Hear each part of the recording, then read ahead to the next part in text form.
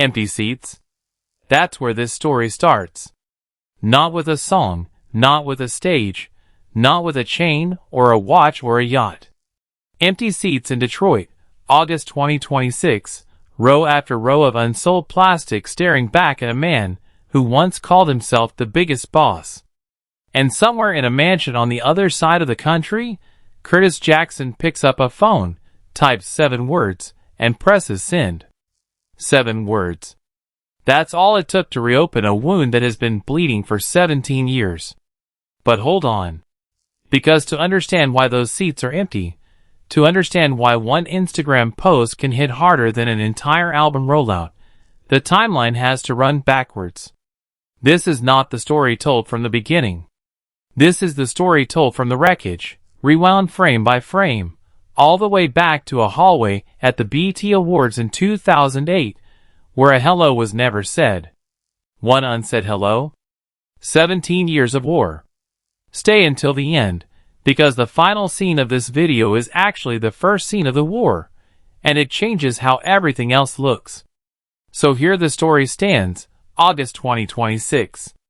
Rick Ross just released Set in Stone, the 12th studio album, the project Rick Ross called Album of the Year before a single number came in.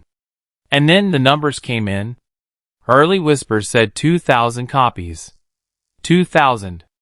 The internet ran with that figure like wildfire through dry grass, and the mockery was instant, merciless, global. When the official count finally landed, Billboard reported 19,000 equivalent units and a number 39 debut. Better than the rumor. Still catastrophic for a self-declared boss of bosses. And 50 Cent did not let it breathe. 50 Cent posted the mockery twice in a single day. Not once. Twice. Screenshots, captions, laughing emojis, the whole arsenal. 50 Cent wrote that the jig was up, that 20 features could not push 10,000 sales, that the act had finally expired. And when Rick Ross tried to laugh back, when Rick Ross mocked 50 Cent's rumored collab with a fallen legend and insisted the streaming numbers would fix everything, 50 Cent came back a second time before the sun went down. 2 responses. One day. 17 years after the first shot, the trigger finger still had zero hesitation. Now watch the tour dates. Detroit, half a building. Promoters quietly sliding discounts onto ticketing sites. Buy one get one half off. The kind of desperate arithmetic that used to happen to openers, not bosses. Screenshots of empty sections spread faster than any single from the album.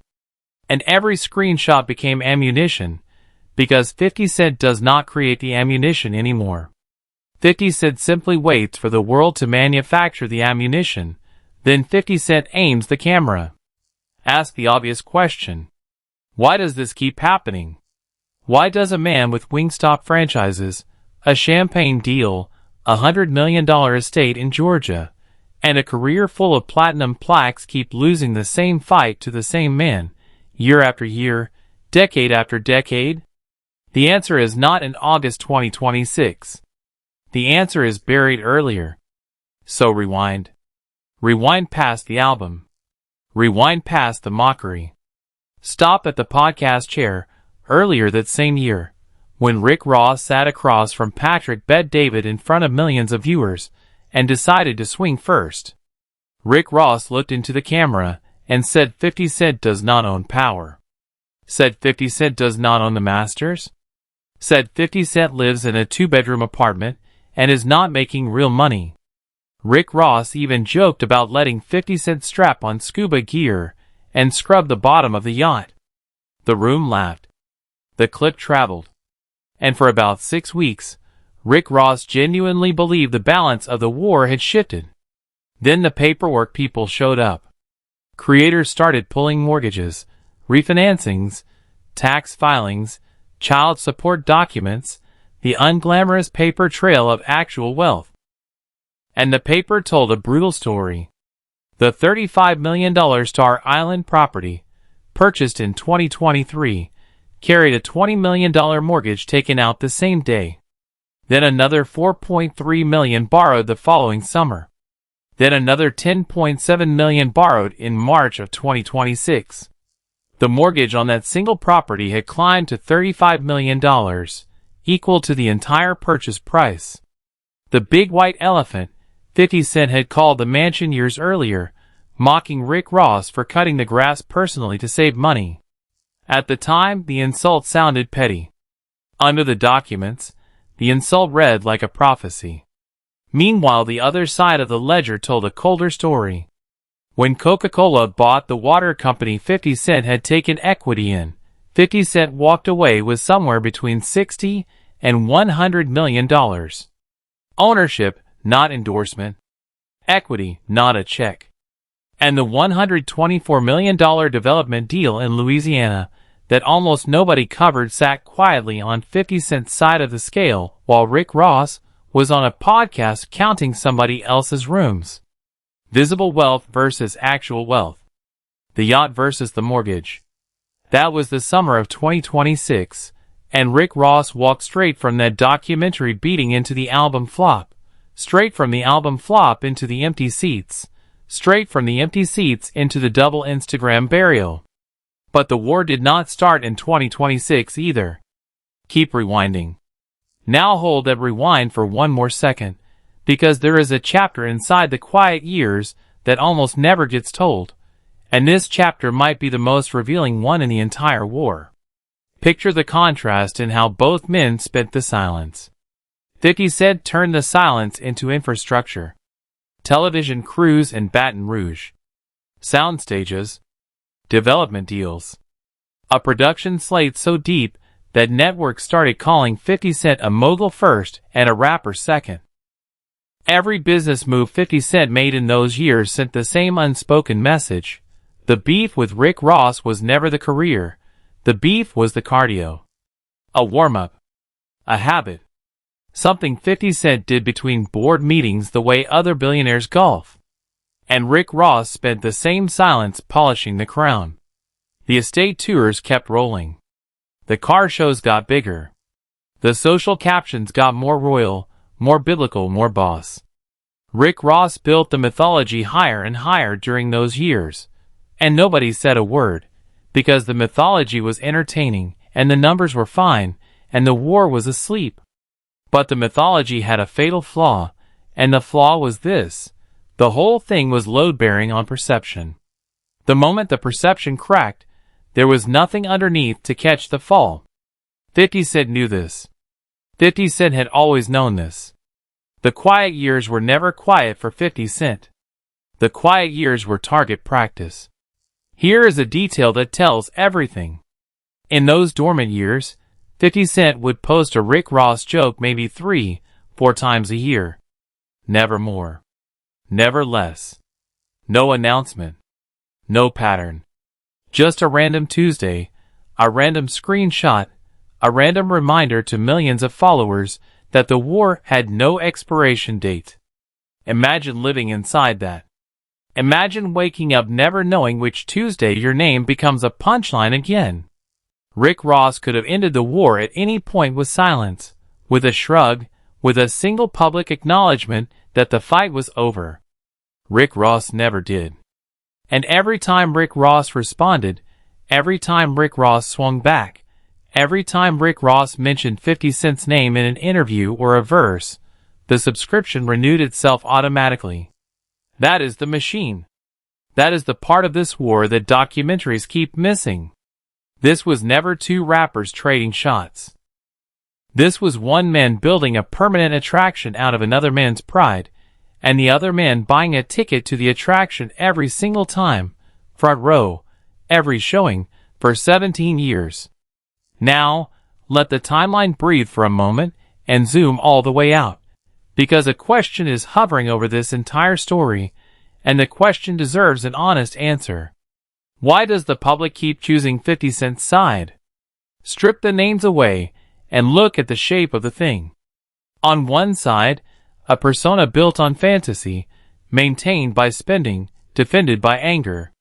On the other side, a persona built on damage, maintained by honesty about the damage, defended by humor. 50 Cent told the world every embarrassing thing about 50 Cent before anyone else could. The shootings, the failures, the bankruptcies, the court losses, the flops. 50 Cent weaponized self-awareness so completely that mockery could never wound 50 Cent, because 50 Cent always got to the joke first. Rick Ross went the opposite direction. Rick Ross treated every crack in the image as an existential threat, and the defensiveness became its own tell. The louder the denial, the harder the world looked. And the world looked hard. That is the uncomfortable engine of this entire 17-year story. Every chapter of the war rewarded the same behavior. 50 Cent laughed, Rick Ross seethed, and the internet counted the difference. Watch the pattern repeat across nearly 2 decades. Officer Ricky and Rick Ross called the campaign disrespectful. The baby mother shopping trip, and Rick Ross called the move desperate. The courtroom victory, and Rick Ross celebrated the win for years, while 50 Cent simply moved on. The podcast taunts, and the paperwork community answered with mortgages. The album flop, and 50 Cent answered with 7 words. Every single exchange had the same physics. One side applied pressure with a smile. The other side absorbed the pressure with a grimace. And audiences, generation after generation, crowned the smiler. But do not mistake this verdict for cruelty. There is something almost tragic in the architecture of the war, and the tragedy deserves a moment of daylight. Rick Ross is, by any honest accounting, a success story. A corrections officer who became a platinum artist, a label boss, a franchise owner, a man who employs hundreds of people and put an entire sound on the map. In a parallel universe, where the BT hallway nod actually happens, where the hello gets said, where the beef never starts, Rick Ross's story is pure inspiration. The job is a footnote. The catalog is the headline. The empire speaks for itself. That parallel universe is the cruelest artifact of this entire war, because Rick Ross can see the parallel universe. Every artist can. And the knowledge that the whole saga grew from one moment of silence in a hallway, one morning where the day could have gone either way, is the kind of knowledge that never stops itching. 50 Cent understood something in 2009 that Rick Ross never fully accepted. In a war of narratives, the person who needs the win has already lost. 50 Cent never needed the win. That was the whole weapon. One more stop on the rewind, because no honest telling of this war skips the strangest artifact in the whole archive, the respect hiding under the hate. Listen closely to 50 Cent across 17 years, and a pattern surfaces that almost nobody names. 50 Cent never mocks Rick Ross's catalog. Never. The jokes hit the sales, the seats, the job, the lifestyle, the mythology, but the music itself stays untouched, and that silence is not an accident. Somewhere underneath the demolition lives a grudging acknowledgement that Rick Ross makes genuinely great records, and Rick Ross knows the acknowledgement exists, and that might be the most maddening detail of all. Imagine losing a 17-year war to a man who privately respects the craft enough to never touch it. Imagine the one compliment being a target left deliberately unhit. That is not mercy. That is a masterclass in control, a reminder that even the compliments in this war belong to 50 Cent, scheduled and deployed like everything else. 17 years of smoke, and the smoke itself was choreographed. And there is one more layer to peel before the rewind ends, one more pattern hiding inside the 17 years that only becomes visible when the whole timeline is laid flat like this. Count the cost of the war on both sides, honestly, with no jerseys on. 50 Cent paid a price. The tape lawsuit cost $7 million. The publicity lawsuit against Rick Ross ended in a clean courtroom loss. The bankruptcy filing, strategic or not, put the word broke next to 50 Cent's name in headlines for months. If the war were scored purely on legal documents, the scorecard would look surprisingly even. But the war was never scored on documents. The war was scored on temperature. And here is the detail that separates the two men forever. Every time 50 Cent took a loss, 50 Cent converted the loss into content within hours. Bankruptcy? 50 Cent posted from a luxury car asking where the money went, pretending to search the seats. Court loss? 50 Cent joked about the legal fees. $7 million judgment? 50 Cent smiled on the courthouse steps like a man who had just won a raffle. The losses never accumulated because 50 Cent refused to store them.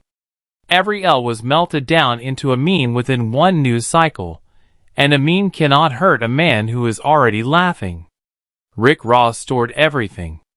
Every slight, every snub, every joke, every courtroom reminder, filed away and carried. Watch the interviews across the years, and the pattern is unmistakable.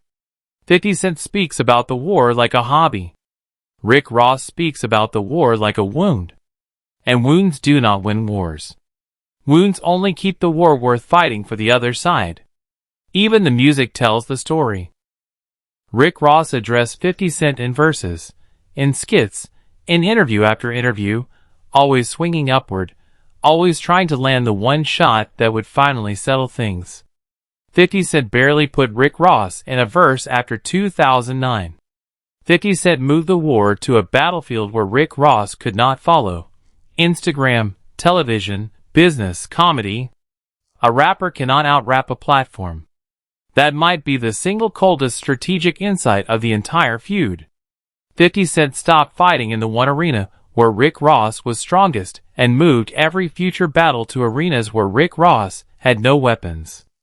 The album could be great, and many Rick Ross albums were great. Did not matter. The war was never about the music after the first year. The war was about who controlled the room when the music was done playing. So when the August 2026 chapter arrived, when Set in Stone debuted soft and the Detroit seats sat empty and the podcast taunts came home wearing documents, none of the chapter was new. Every beat of the collapse had a rehearsal somewhere in the previous 16 years. The mockery cadence? Rehearsed in 2009. The paperwork humiliation? Rehearsed during the White Elephant years. The public choosing sides within hours? Rehearsed every random Tuesday of the quiet decade. August 2026 was not a new battle. August 2026 was the greatest hits album of a war. Every track remastered, every hook louder than the original. And Rick Ross knew the track list by heart. That is the part that stings the most. When the first 50 Cent post landed that August morning, Rick Ross must have known exactly what the next 72 hours would look like, because Rick Ross had lived through the cycle 5 times already. The post, the pile-on, the memes, the podcast clips, the desperate counterpunch landing in a room already emptied. 17 years of the same film, and the ending never once changed. Rewind through the quiet years. 2021 to 2025, the so-called dormant era, and this is where most historians of the beef get lazy. The lazy version says nothing happened. The truth is stranger. Nothing happened publicly, and everything happened structurally. While the timeline slept, 50 Cent built a television empire, locked in production deals, expanded the Spirits portfolio, and turned trolling into a standing business model. Every few months, without fail, a Rick Ross joke would appear on 50 Cent's feed with no announcement, no reason, no warning. A tour flyer. A sales figure. A podcast clip. 50 Cent kept the knife sharp in public view, almost casually, the way a fighter shadowboxes in the mirror when nobody is watching. And Rick Ross kept building the mythology. The car shows. The mansion tours. The annual pool parties at the estate 50 Cent had already named the White Elephant. The champagne posts, the wing counters, the self-declared victories. Both men got richer during the quiet years. Only one of them kept score. Understand this, because the entire 17-year war hinges on understanding this. 50 Cent never treated the beef as a moment. 50 Cent treated the beef as a subscription. Renewable.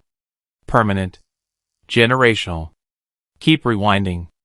Stop at 2020, the year Rick Ross actually won. Yes.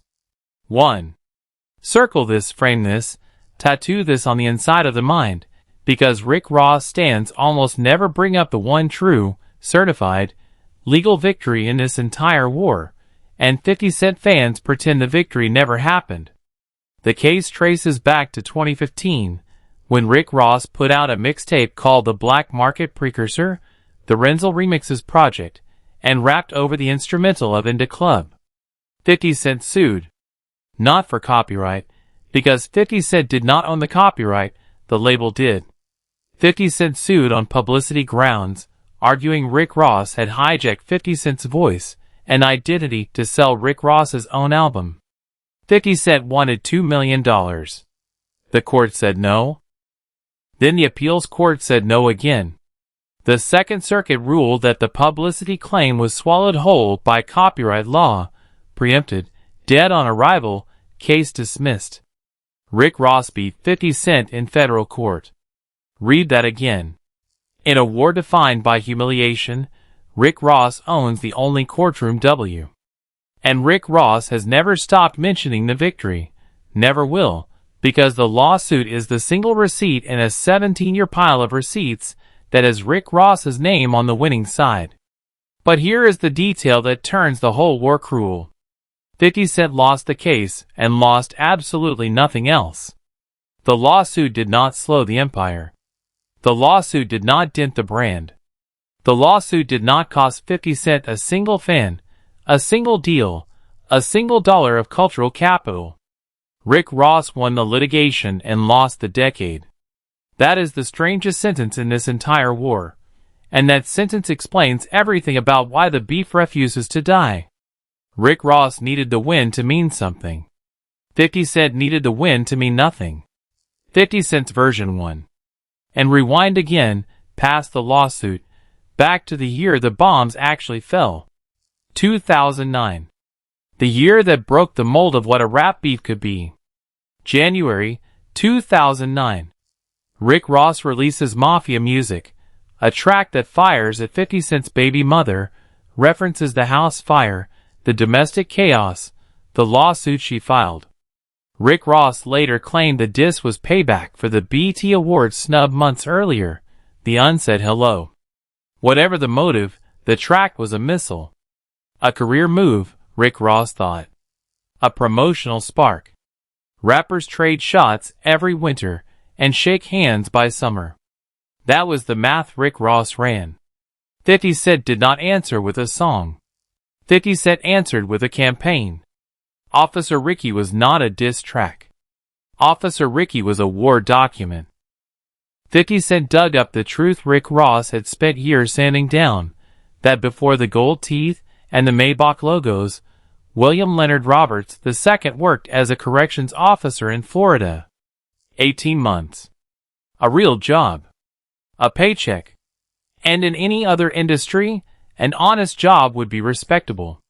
In the mythology Rick Ross had built, the job was fatal. The entire Rick Ross persona stood on a foundation of Miami drug empire fantasy, and 50 Cent held up a photograph of the foundation wearing a government uniform. Then 50 Cent went further than anyone in rap had ever gone. 50 Cent flew Rick Ross's baby mother out, put her on camera, took her shopping, filmed the whole thing. 50 Cent interviewed Rick Ross's ex. 50 Cent released cartoons mocking the corrections officer past. 50 Cent turned a rap feud into a full-spectrum demolition, financial, personal, romantic, parental, historical. Hip-hop had seen beefs. Hip-hop had never seen a siege. And the darkest chapter came in the years after, when 50 Cent posted a tape involving Rick Ross's other baby mother, a move that eventually cost 50 Cent $7 million in a lawsuit of his own, a loss 50 Cent shrugged off by filing bankruptcy and cracking jokes from inside the courtroom steps. Even when 50 Cent lost, 50 Cent refused to act like a loser.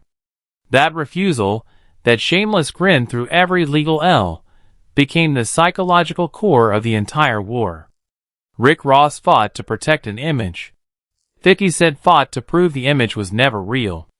One of those missions is endless. The other one ends the first time the mask slips. Now rewind all the way. Past Officer Ricky. Past Mafia music. Stop in 2008 at a BET Awards hallway, because this is the scene the entire 17-year war grows out of, and the scene is embarrassingly small. 50 Cent walked past Rick Ross without acknowledging Rick Ross. That is the whole event. No shove. No words. No incident report.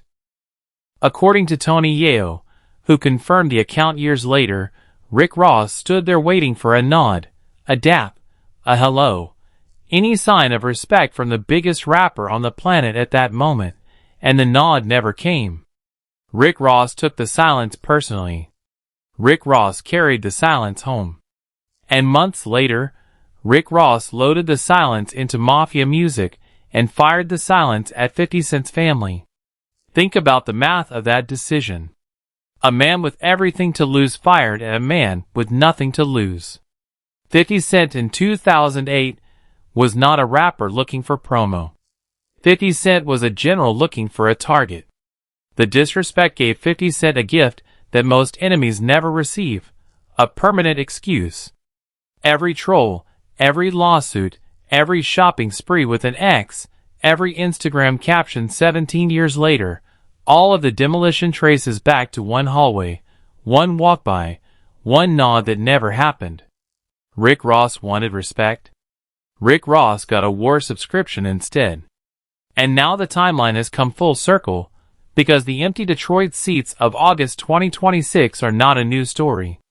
The empty seats are the echo of that hallway. 17 years, one unbroken line. So the verdict? Who actually won the war? Rick Ross won the lawsuit. Put the trophy on the mantle, because the Second Circuit does not hand out participation prizes.